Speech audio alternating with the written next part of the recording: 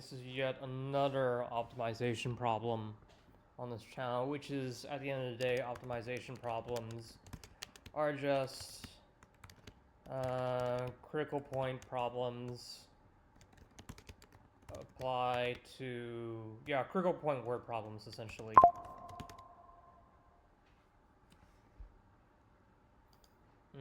Excuse me about that. And here's what the drawing looks like with one parameter given a number. Otherwise, like, unfortunately, because like this could be a multivariable function which varies in terms of radius and angle, and we don't want that. We just want single variable for single variable calculus. So let us draw the sphere. But there is a cylinder inscribed inside there, like so. A very poor drawing, afraid. And here's the center of the sphere. And I can draw and make a right angle triangle here, like so. This vertical angle here, I'm going to call theta. And the radius of the sphere is 8 centimeters.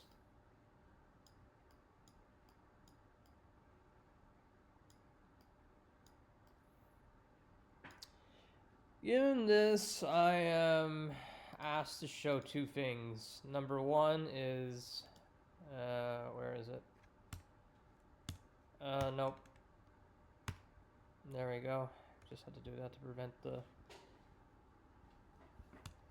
Show that the curved surface area of the cylinder... Why am I getting a... Okay, never mind. The cylinder is a function in terms of theta, only theta, is 256 pi cosine theta sine of theta. Centimeters squared. Oh wait, sorry, it's not a function of theta. Oh no, it is. So the surface area is given by this particular function in terms of the angle theta, whose domain belongs to 0 and 90 degrees. Yeah, like that. Okay, 0. Ah, god dang it. 0 degrees and 90 degrees, inclusive there.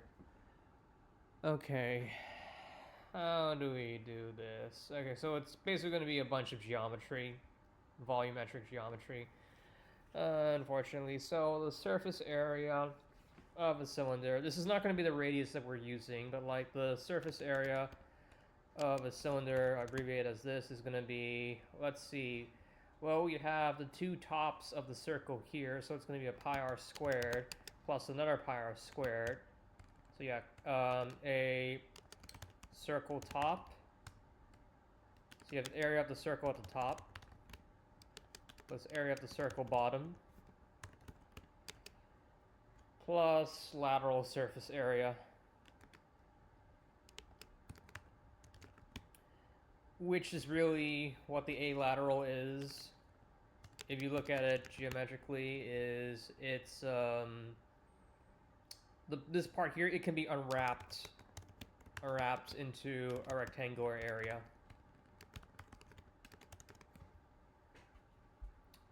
Where one of the dimensions is essentially going to be the circumference, because like it's wrapping up in the circle. Okay, so let's see here. You'll have pi r squared plus pi r squared. So double that, and then you get plus 2 pi r. And then essentially that's going to be... We want the height of the cylinder here, essentially, I believe. Oh yeah, and this looks a little bit off. Let me just go and have this here. Maybe I should have made the picture a bit bigger. because we're going to have to decompose this triangle eventually in terms of coordinates to go and do stuff properly. So yeah, it's 2 pi r squared plus 2 pi r h. However, this is in terms of a height, and we want to be determined in terms of angle. But no worries, we don't have to worry about that because using trigonometry or like vector decomposition, if this hypotenuse of your right angle triangle is essentially 8, then you can decompose this into, where is it?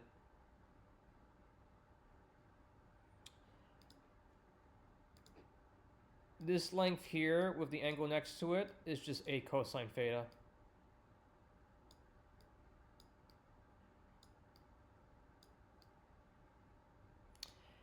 And then this horizontal length here is 8 sine theta.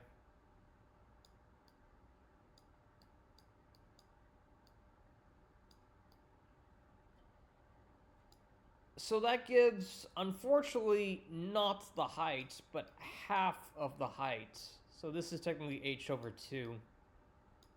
If we want the full height, it would be relative to here, like so. That's the height.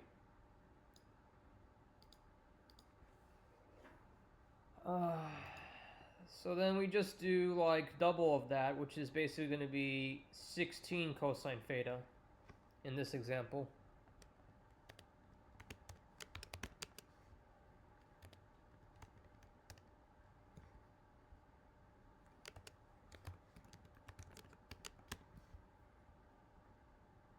Okay, is that good? Yeah, but somehow we end up getting that it's really expressed in terms of like this formula here. So, oh yeah, I forgot the 8. Wait, where does the cosine theta and sine theta come from then? Hang on, let me think about this a bit more further.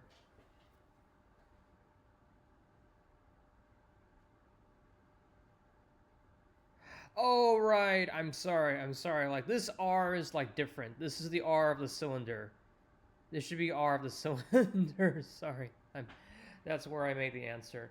Yeah, so then, let me put that specifically, that the R of the sphere equals 8 centimeters. This is not the same as the radius of the cylinder. It's not the same. Yeah. Okay, so we have to go and relate that. But the radius of the cylinder is essentially going to be 8 sine theta. Yeah, that's what it is. 8 sine theta. Yep, very good. Then we have 8 sine theta, and then we also have that h equals 16 cosine theta. So then we just plug those parameters in. So 2 pi, where is the R cylinder? 8 sine theta squared plus 2 pi, what is the R of the cylinder? 8 sine theta, and then times h 16 cosine theta.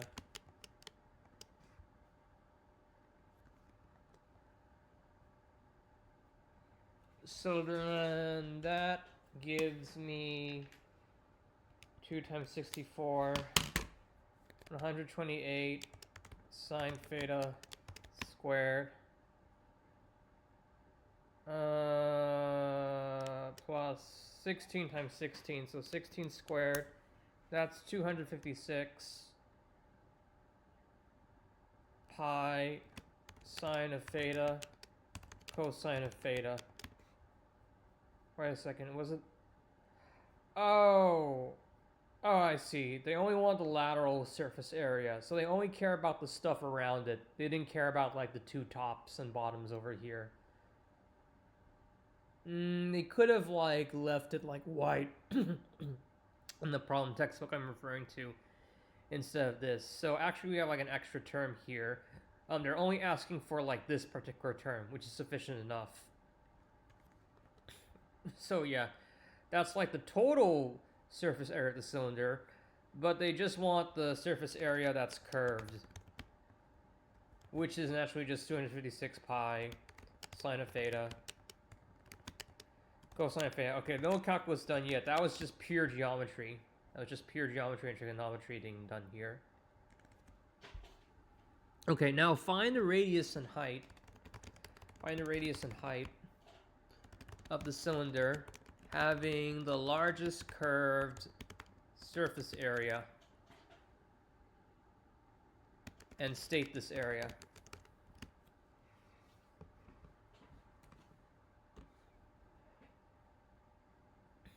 Okay. So basically we're going to have to take the derivative of this function, surface area function, in terms of theta, and then set it equal to 0. So dSA over d theta equals 0. Then we have to go and like there's one thing we need to check as well. Aside from it being like first derivative equals 0, we want it to be the largest, right? So a maximum. So that necessitates that the second derivative test for the interval of interest we're looking at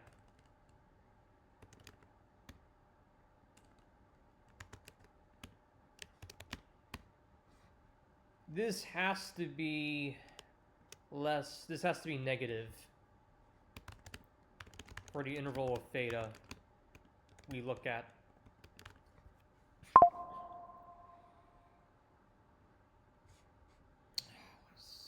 Stupid notification. Okay, so that's what we need to do. So now let's proceed to differentiate this function here. This is in terms of sine of theta and cosine theta, so you might think like we could do product rule, but like actually let's use some trigonometry to save the day and make our lives so much more easier. This almost essentially looks like, oh wait, actually I could even do, because 256 is an even number, right?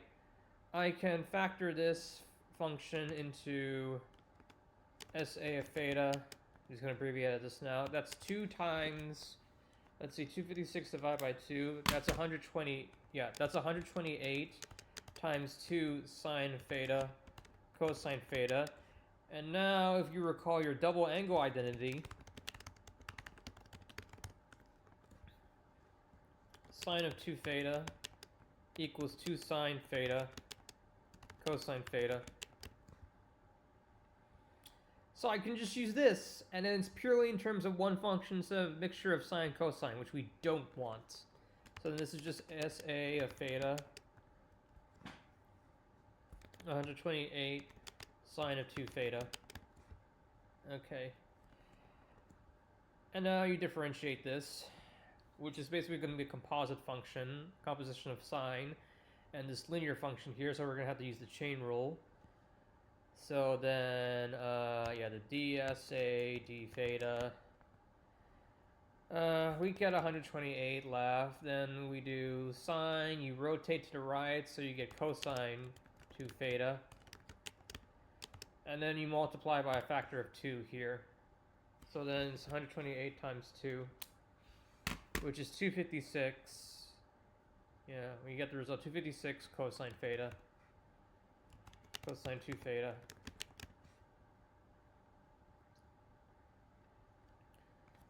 And then basically we want when this is...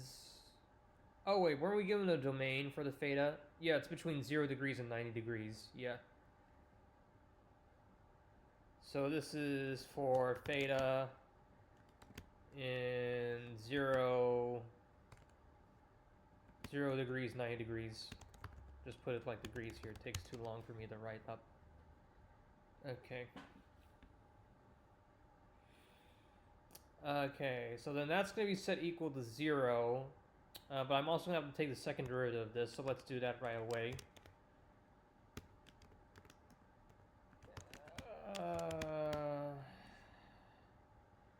I take the derivative of this, I get 256 times 2. So 256 times 2 is 512 by the chain rule. And then if I go from cosine and then take derivative, makes me rotate clockwise downwards, that's going to give me minus sine of 2 theta.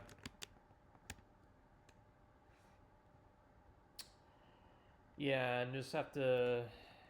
It's a negative function, but it's still... The sine of 2 theta could still be negative, so we just have to be careful, just to be doubly sure. Or stuff. Or do we not have to? Let's see. Sine of 2 theta. I mean, looking at the graph might be, like, useful. You know what? Where is it? I'm trying to find the derivative function. Oh, yeah, here. Let's go and set this equal to 0 now.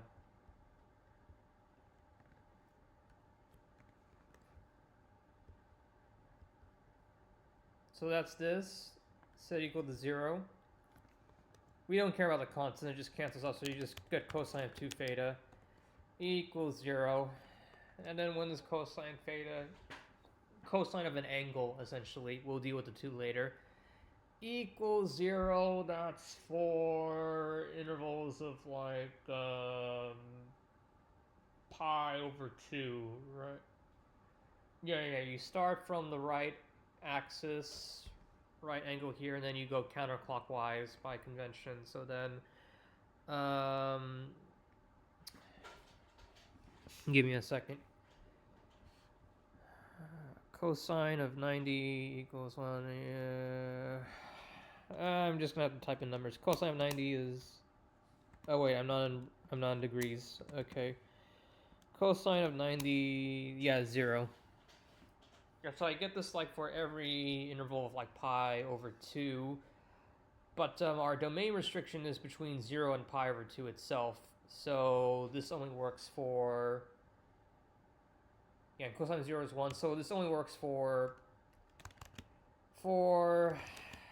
theta 0 less than or equal to theta, which is less than or equal to 90. The only solution is 2 theta. Okay, so yeah, so this is pretty easy. Though I do an elaborate way just to be rigorous. Equals 90.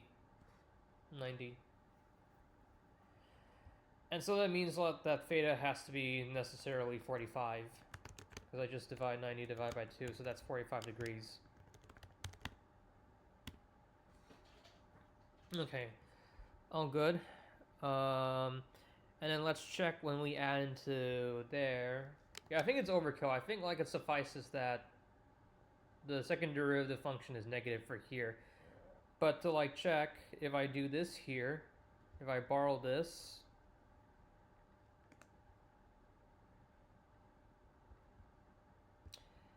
paste this here, and then for theta equals 45 degrees,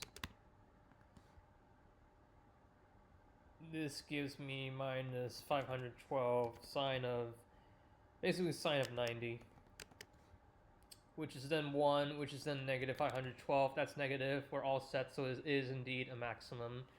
And yeah, so that means that theta equals 45 degrees. We do have a maximum. And I think visually that, like, makes sense.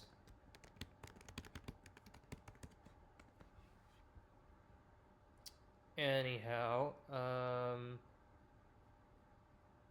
so then the theta is 45 degrees. We then do that and find the radius and height of the cylinder that obeys this particular thing. So then we have to go and find our height and radius equation that are given as functions of the angle theta, which is here. Let's borrow it here.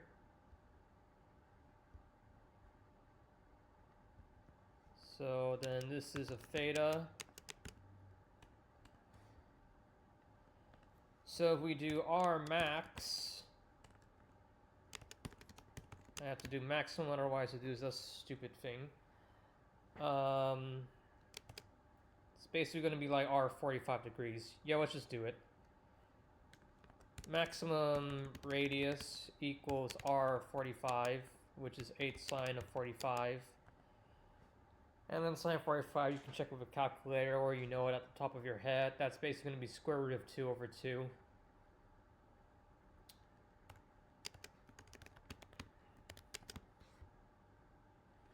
which is then 4 square root of 2 centimeters.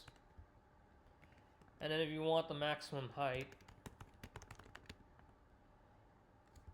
and then this is a function of theta here, being a bit pedantic here, but just being thorough. This would be h of 45, which equals 16 cosine of 45, which then again is 16 times square root of 2 over 2, which in this case becomes a very nice 8 square root over 2 centimeters. Yeah, for this particular case. And I believe that's it. That's the end of the problem. So yes, we are done. We are done. Please let me know how this video goes. I hope this was an enjoyable experience and that you learned from this. Until then, I'll see you later. Bye-bye.